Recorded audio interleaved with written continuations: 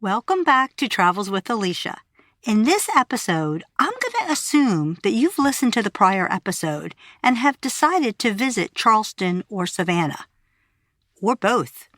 Maybe you're coming with your family, and although you want to see the city, your family's looking forward to a nice beach vacation. So, if you want to visit Charleston, I will talk about the 3 closest beach towns that you can add on for like a great city beach holiday. I'm going to start with the closest, which is Sullivan Island. Sullivan Island is just a 15 to 20 minute drive from downtown Charleston. This is a really important island. It was the site of a major Revolutionary War. It was the site of the Battle of the Sullivan's Island in 1776. This ended up being the first victory over the British Royal Navy, and it actually secured Charleston. There is some sadder elements to this history. Sullivan Island was also the port of entry for enslaved people. A significant portion of the enslaved Africans brought to colonial America actually came through Sullivan Island. There are also a lot of famous people that have a connection to Sullivan Island. Edgar Allan Poe was actually, the famous author, was actually stationed on the island during his military service. But other more recent famous people have homes on Sullivan Island. This includes Bill Murray, the comedian, and then the host and comedian Steve Colbert and Reese Witherspoon. So it does attract a lot of famous people. It's a really wonderful place. There are no hotels, so you have to actually look on places like Airbnb or specific rental agencies. I can name one called Beachside Vacations, and they manage the largest number of rental properties in Sullivan Island, over 350. So give them a call if you're looking to actually stay for a week or so on this beautiful island. Other things that make this island interesting is they use stations as their street system instead of numbered cross streets. The beaches are absolutely pristine. They have wide, undeveloped beaches and lots of dunes. It's definitely a quieter and less commercialized atmosphere. Obviously, it's a favorite with locals. It features historical homes, and it even has a 3-sided lighthouse. I will say it offers plenty of space to relax and has excellent dining. So that's Sullivan Island, again, the closest to Charleston. Next is Foley Beach, and that's about a 20-minute drive from downtown Charleston. Foley Beach is very different. It is a laid-back, 6-mile-long barrier island just outside of Charleston, and it's nicknamed the Edge of America. And it's nicknamed this actually for 2 reasons. One, it's just a dead-end barrier island, which ends up right to the water. And second, it's named this because it has an edgy atmosphere. It has a very eclectic vibe. The layout of Foley Beach is kind of set up by a main road called Center Street, which leads directly to the beach, and it's the commercial hub. The highlights to me were, and we actually visited Foley Beach on our trip, it had a beautiful pier, which was really nice, and this was great for fishing and, obviously beautiful views. And this setup, again, the Center Street would go all the way to the beach, and then you would have like side streets along the beach. And I will say, it wasn't manicured, like it wasn't houses one by one by one. The roads seemed, they were paved, but they seemed, more natural, and there was trees grown up everywhere, and you would see houses tucked in. So it definitely had a different, more bohemian feeling to this area. It has a big surf culture, and they have an area called the Washout, where a lot of the surfers all hang out. It also has a lively nightlife.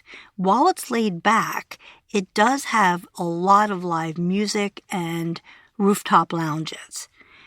Another thing about Foley Beach is it's probably one of the most friendly dog dog-friendly beaches and areas. You can actually bring your pets into a lot of the bars and restaurants. I'm just going to mention a few of the restaurants. One was called The Washout, and it's a seafood restaurant with live music. And so it's named after the famous surfing area there. And then there's something called Pier 101 Restaurant and Bar. And we did see this because it's right on the pier and we walked out there. It was really fun because you can actually watch everyone on the beach and you have great views. This pier was really interesting because the night that we walked out there, they had a closing time, I think, of 5 o'clock. So it was actually late afternoon that we were there. They were having like an event where they had a DJ and it was inexpensive. I think it was only $25 to sign up, but like there's bars on the pier and it was just going to be like a lively atmosphere. So I could definitely see that this was a fun place. The last thing I want to mention is a place we went for brunch, and it was called the Lost Dog Cafe. And this is a favorite among locals and visitors. And we went there and had an amazing brunch. It's honoring lost dogs, and they have a bridge kind of on the property, and they have many, many dog collars hanging on this bridge, and it's actually honoring the lost dogs. And I have to tell you, it was a really eclectic place, and I had the best eggs Benedict. One was with a crab cake and one was with a fish cake. It was fantastic. So I highly recommend going to the Lost Dog Cafe. So just one last thing I'll probably mention is that this area is known for shark's teeth, and so visitors enjoy searching for fossils and shark teeth along the shore. And if any of you remember back in the 70s or remember the hippie vibes and the surfing culture, a lot of people would wear the shark's teeth like on necklaces. So it was just interesting that is something that people enjoy doing in that area. The last place I'm going to mention near Charleston. So we've covered Sullivan Island, which is the closest, and then Foley Beach, which I visited and really loved when I was there. And then the third one and the last one I'll cover is called the Isle of Palms. And this is only 30 minutes from downtown Charleston. This is the most upscale of the 3 beach areas. Sullivan Island is the second most upscale, and then Foley Beach is just a fun bohemian atmosphere. So if you're on Isle of Palms, they have a beautiful county park that provides, restrooms, showers, picnic areas. They also have sand volleyball courts. This island in this area is known to the Wild Dunes Resort, and it offers so many amenities. It's actually a destination by the Hyatt Hotel, and it offers a whole range of lodging accommodations. They have the Boardwalk Inn, the Sweetgrass Inn. They also have condos and home rentals. Darius Rucker from Hooties and Blowfish, frontman, he owned a home on this island, and he's often seen playing golf at the Wild Dunes. The most prevalent type of accommodations on the island is just vacation rentals, which you can book through agencies like IOP Escapes and Exclusive Properties. So look them up if you're looking to look for a rental property. Another thing that is kind of unique to this island is there's a lot of bikes. People really like to bike, and you'll find bike rental agencies everywhere. So that is the Isle of Palms.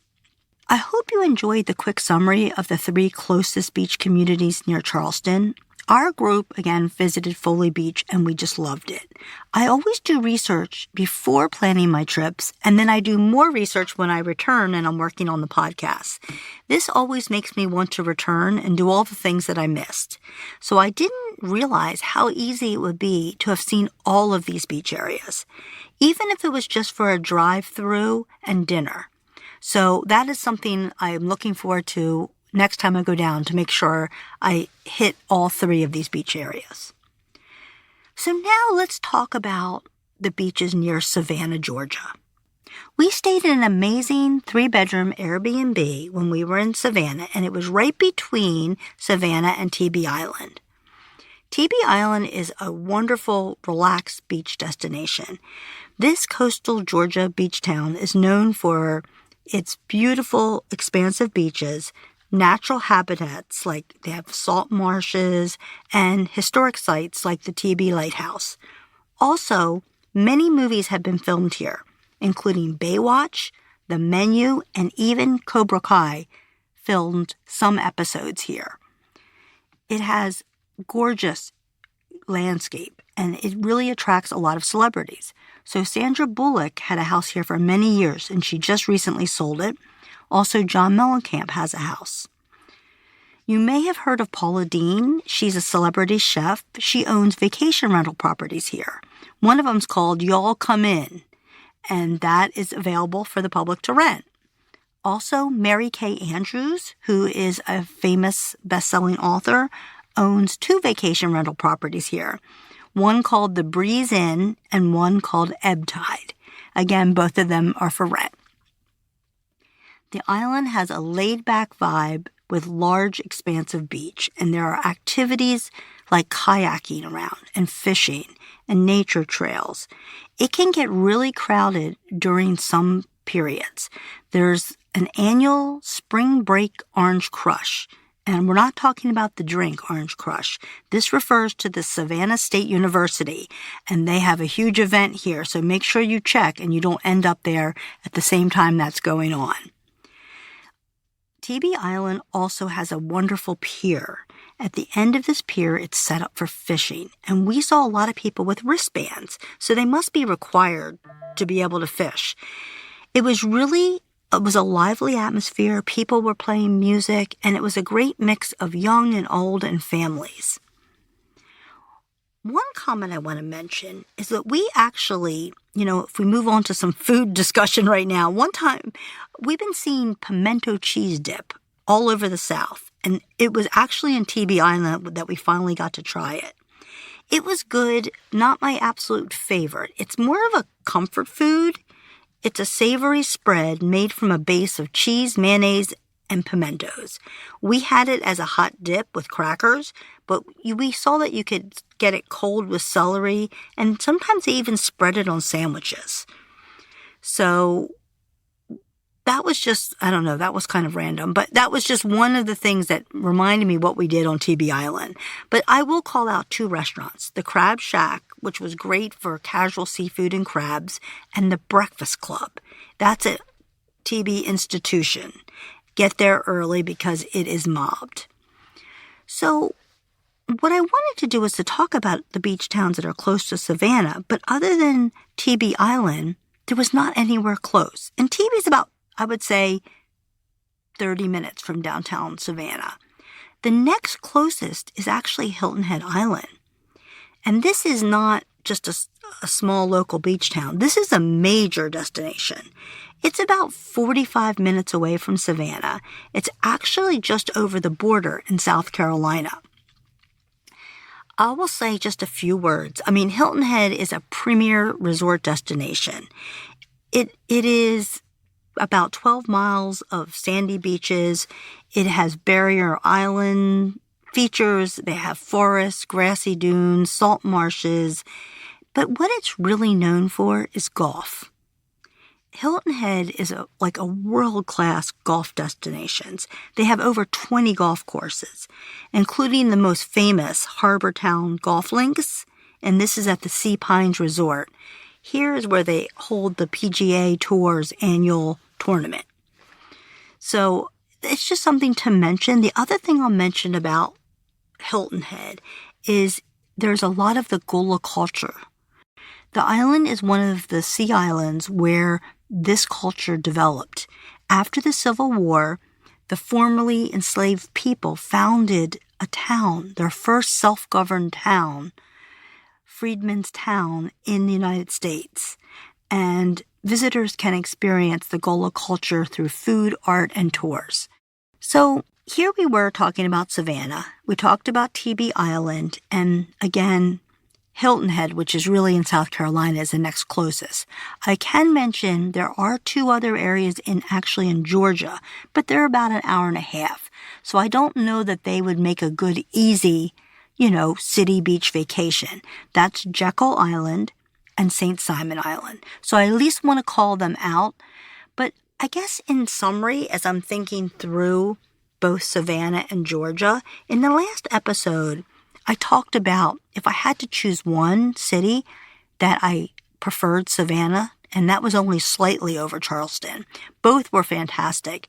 But I think now that I've gone through all the beach communities around both of these cities, if I was taking my family and I wanted to combine the beach along with the city, I think I would pick Charleston in this case, because I think there was just so many close, unique, different beach destinations. You could either stay in any one of them and visit Charleston, or you could stay between Charleston and one of these places and visit all of them as day trips. Either would be just as easy to do. Well, I hope this has been helpful. If you're planning to visit Charleston or Savannah, you now have more information on what type of beach vacations that you can plan close by. Thank you for joining me, and stay tuned for the next episode of Travels with Alicia.